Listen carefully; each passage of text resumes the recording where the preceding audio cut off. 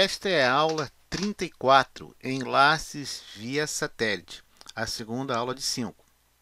Nós vamos ver os seguintes assuntos: órbitas de satélite, estabilização, sistemas de comando e controle, retardo de propagação, faixas de frequência e comprimento de onda, e EIRP, a potência efetivamente irradiada em relação à isotrópica e o footprint de satélite.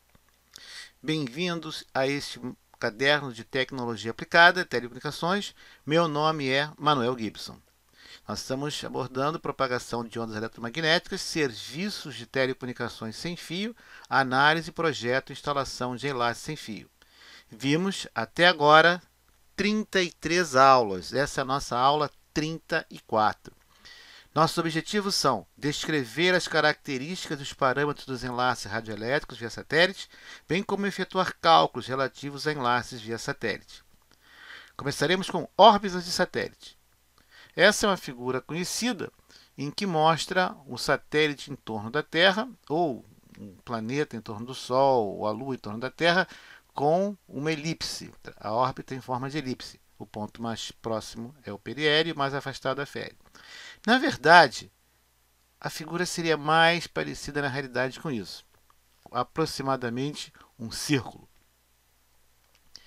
Temos três tipos de órbita que podemos trabalhar basicamente. A órbita polar, em que o satélite passa pelos polos, então ele fica circulando em torno da Terra.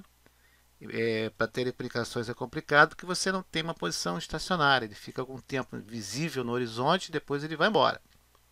Temos a órbita inclinada elíptica, típica de sistemas GPS. Temos a órbita equatorial circular ou órbita geoestacionária geossíncrona. Essa é a mais utilizada pelos satélites de telecomunicações. É como se fosse um bambolê em volta da Terra, no plano do equador terrestre. Já quanto à altitude, podemos ter satélites em órbita baixa, órbita média ou órbita geoestacionária. Exemplos de satélites de órbita baixa estão entre 160 a 2.000 km de altura. Confira os tempos, os períodos orbitais. Satélites de comunicação LEO são simples, de menor custo para posicionamento em órbita. Tem o menor atraso, não a latência, o menor atraso para estarem mais perto da Terra. Também tem o problema de não ficarem parados, né, aparentemente estacionários sob uma posição fixa em relação à Terra. Eles têm um tempo de visibilidade rádio em que eles estão em relação a uma região da Terra. Um exemplo é a Estação Espacial Internacional, cerca de 408 km de altitude. A órbita média ela está entre os 2.000 e 36.000 km, então o período orbital varia de 2 horas até cerca de 24 horas. Confira esses dados, você aprendeu isso na aula anterior. O GPS é um exemplo dessa órbita média. A órbita geoestacionária, já comentamos, ela é uma estacionária, ela fica a cerca de 42.000 km de raio em relação ao centro geométrico da Terra. O período orbital acompanha a rotação da Terra, né, do dia 24 horas. Então, os satélites parecem que estão parados em relação ao ponto da Terra. Então, você vê as antenas que estão instaladas em nossas casas, as empresas, os terraços de edifícios, em torres. As antenas ficam paradas, orientadas para uma certa posição do satélite. A estabilização do satélite, assim como você joga um peão que ele fica girando, o giroscópio também, e ele fica estabilizado. Nós temos dois tipos de estabilização, por 3 eixos ou rotação. Esse é o modelo atualmente utilizado de 3 eixos. O de rotação, a estrutura do satélite gira num sentido e temos um circuito adaptado, uma plataforma anti-rotação nas antenas e gira mesma velocidade e em sentido oposto, de modo que as antenas ficam paradas, apontadas para a direção da Terra. Na verdade, o satélite ele fica dentro de uma caixa imaginária no espaço, fazendo como se fosse uma letra 8. Quando ele começa a se afastar muito, é que tem que ter todo aquele controle para reposicioná-lo na sua posição correta. Isso é feito por meio do subsistema de comando e controle do satélite. Observe que nós temos sistemas de acompanhamento, a telemetria, e a partir de terra comandos são transmitidos e recebidos do satélite para assegurar toda a parte de comunicações, painel solar, temperatura, baterias, qual transponder está utilizado para que cliente, que serviço, tudo isso é feito de terra. Então, existe uma estação terrena que é a controladora do satélite. Obrigatoriamente, o satélite geoestacionário tem que ter sua controladora. Na verdade, duas, uma de backup. Quando você vê na televisão um programa jornalístico com um repórter em outro lugar do Brasil e no estúdio principal alguém diz para o repórter: fulano, pode falar agora. E você sente aqueles desconfortáveis 2, 3 segundos até que o repórter começa a falar. Isso é um retardo de propagação. Então observe. Vamos continuar considerando duas estações, VSAT 1 e VSAT 2. Poderia ser Hub, qualquer estação terrena, uma ligando com a outra. Então tem um tempo do sinal ir da VSAT 1 para o satélite, do satélite para a VSAT 2 e depois voltar. Esse tempo de ida e volta é dado pela distância total em quilômetros dividido por 150. Um exemplo. Vamos considerar duas estações com essas distâncias dadas do satélite. Aqui a gente quer saber o tempo de ida e volta. Então, veja as linhas cheias, é VSAT 1 indo e voltando, o uplink e downlink. Veja as linhas tracejadas, é o uplink e downlink do VSAT 2. Então, nós queremos saber esses 4 percursos, a ida e a volta. Fazendo a conta, cerca de meio segundo, 505,3 milissegundos. Esse tempo é de propagação. Ainda temos que considerar os tempos de processamento de sinal que acontece nas estações VSAT e no satélite nos circuitos eletrônicos. Isso explica o tempo demorado. É um dos problemas do satélite. Observe que isso é um retardo de propagação, não é latência. E quais são as faixas de frequência de comprimentos de onda?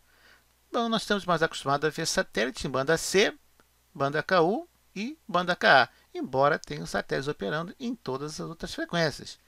Temos o nosso GPS de banda aérea, operação militar banda X, e o satélite de comunicação aberta, radiodifusão em banda C, o satélite de serviço agora já pago em banda KU e agora banda KA. O comprimento de onda, já vimos em aulas anteriores, o comprimento de onda em metros é dado por 0,3 dividido pela frequência em giga. Vejamos um exemplo agora. Qual é o comprimento, qual é a dimensão, o tamanho de uma antena monopolo ressonante de 1/4 comprimento de onda para operação em 14 GHz? Muito fácil, calculamos o comprimento de onda e dividimos por 4 e achamos 5,4 milímetros. Sim, é isso mesmo, um pouco mais de meio centímetro é o tamanho de uma antena para a banda KU. Mas como vai dizer você? Eu tenho esses pratos de 1,20 m ou mais. Não, aquilo é o refletor. Vamos ver como é que é a antena mesmo? Está aí na figura. Aquele cilindro que você está vendo dentro do guia de onda retangular, aquilo é a antena receptora. Sim, é ela. Já o parâmetro EIRP, que é fundamental no projeto e análise de sistemas de satélites, ele tem essa definição dada na figura, pouco utilizada. Geralmente trabalhamos com unidades derivadas do dB, que é essa mostrada agora.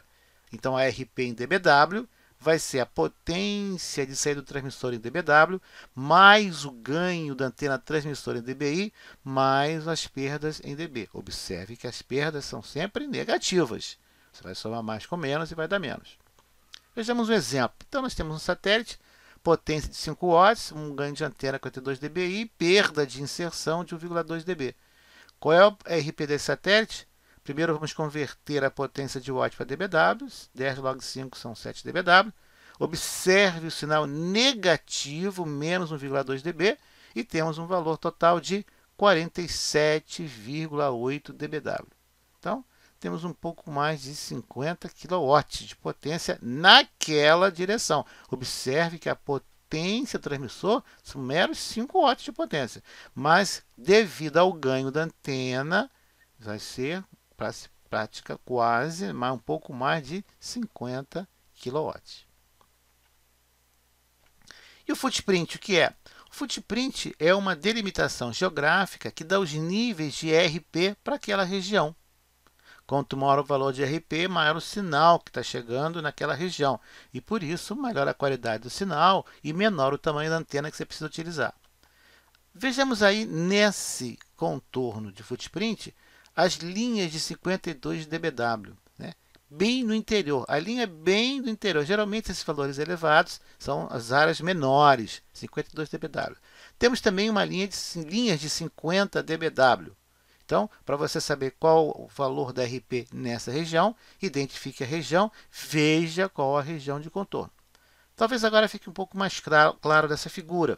Observe, por exemplo, a linha de 52 dBW de Rio de Janeiro e São Paulo. Então, todos os pontos dentro daquela linha de 52 estão recebendo o satélite como se ele estivesse transmitindo nessa direção 52 dBW de potência.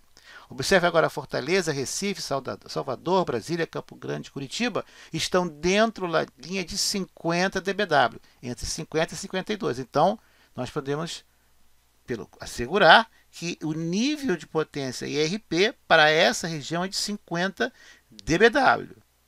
Ora, 50 dBW é uma potência extremamente elevada, é como se fosse 100 kW. Nos afastando um ponto mais, por exemplo, Cuiabá, temos a linha de 48. Então, Cuiabá recebe como se fosse 48 dBW. Observa 4 dB abaixo do sinal recebido Rio-São Paulo, com a antena corretamente apontada. Já Rio Branco, Boa Vista, Manaus, Porto Velho estão dentro da região de 45 dBW. E ali perto da cabeça do cachorro, uma região de 48 dBW. Então, é como se fosse uma lanterna iluminando fortemente Rio-São Paulo, um pouco mais fraco para Fortaleza, Salvador, um pouco mais fraco para Cuiabá e um pouco mais fraco lá para Rio Branco, Rondônia. Esse é o footprint de banda C. Então, observe que o território nacional está dentro da linha de 40 dBW. É como se tivéssemos um transmissor de 10 kW iluminando com onda eletromagnética o território brasileiro. Já a América do Sul parece estar inteiramente dentro do contorno de 37 dBW, 3 dB abaixo de 40 dBW. Sabemos que 37 dBW, 30 mais 7, 1000 vezes 5, 5 kW. E o que tem a ver o RP com antena no sistema? Vamos ver aquele sistema Intelian que nós falamos na aula passada de comunicações marítimas? Observe o tamanho da antena. Nós temos um modelo com 85 centímetros e um com 105 centímetros. É o diâmetro da antena. Ora, muito bem. O que acontece com a antena de 85 centímetros? Ela pode trabalhar com RP mínima de 44 dBW. Já a antena maior de 105 pode trabalhar com um sinal menor, 42 dBW apenas. Então, quanto maior a antena, menor a intensidade de sinal que eu preciso para a mesma qualidade. Resumindo, o satélite pode ser localizado em diferentes órbitas, com diferentes alturas, diferentes tempos de órbita. Os satélites geoestacionários requerem um controle, toda uma infraestrutura de posicionamento, lançamento e de controle de posição durante o tempo de vida. O satélite de comunicação, basicamente, no Brasil, para voz, dados e vídeo, utilizando as bandas C, KU e KA. Pode estar usando estações só receptoras, como temos nas nossas casas, de banda C, banda KU, né, direto home.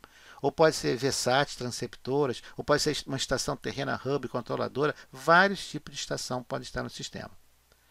O footprint indica RP para uma dada região. Quanto maior esse valor, maior o sinal disponível para recepção.